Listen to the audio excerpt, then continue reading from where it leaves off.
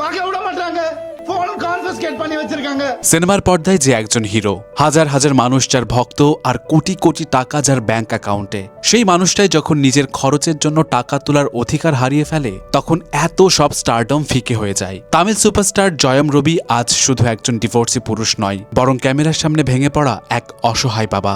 Recently এক সংবাদ সম্মেলনে নিজের 15 বছরের দীর্ঘ দাম্পত্য জীবনের এমন কিছু ঘটনা রবি সবার সামনে শেয়ার করে যা লিটারালি সবাইকে শকড করে দিয়েছে। রবি দাবি করে বিয়ের পর তার নিজের কোনো ব্যক্তিগত ব্যাংক অ্যাকাউন্ট পর্যন্ত ছিল না। নিজের আয় করা টাকা থেকে সামান্য কিছু খরচ করতে গেলেও তাকে প্রতিনিয়ত তার স্ত্রীকে জবাবদিহি করতে হতো, ফেস করতে হতো তীব্র পারিবারিক অশান্তি, লোকলজ্জা আর সংসারের টানে বছরের পর বছর এই মানসিক চাপ রবি সহ্য করেছেন একেবারে নীরবে। তবে আর্থিক নিয়ন্ত্রণের চেয়েও রবিকে আজ যা সবচেয়ে বেশি ভেঙে চুরমার করে দিয়েছে তা হলো তার 2 সন্তানের থেকে দূরত্ব। রবি কান্নায় ভেঙে পড়ে জানায়, ডিভোর্সের এই আইনি লড়াইয়ের মাঝে তাকে তার 2 ছেলের সাথে দেখা করতে দেওয়া হচ্ছে না, বরং উল্টো মাসে 40 থেকে 50 লক্ষ টাকা সন্তানদের ভরণ পোষণের জন্য চাওয়া হচ্ছে। সন্তানদের বুকে ফিরে পাওয়ার এই আকুল আবদার পর্দার কোনো অভিনয় নয়, বাস্তবে এক বাবার বুক ফাটা আর্তনাদ। এখন একটা সম্পর্ক যখন ভেঙে যায় তখন 2 পক্ষের হয়তো কিছু না কিছু বলার থাকে, এবং রবির স্ত্রী আরতির পক্ষ থেকে এখনো কোনো বক্তব্য আসেনি, তাই কাউকে এককভাবে জাজ করাটা ঠিক হবে না। তবে এই মানসিক ধাক্কা রবিকে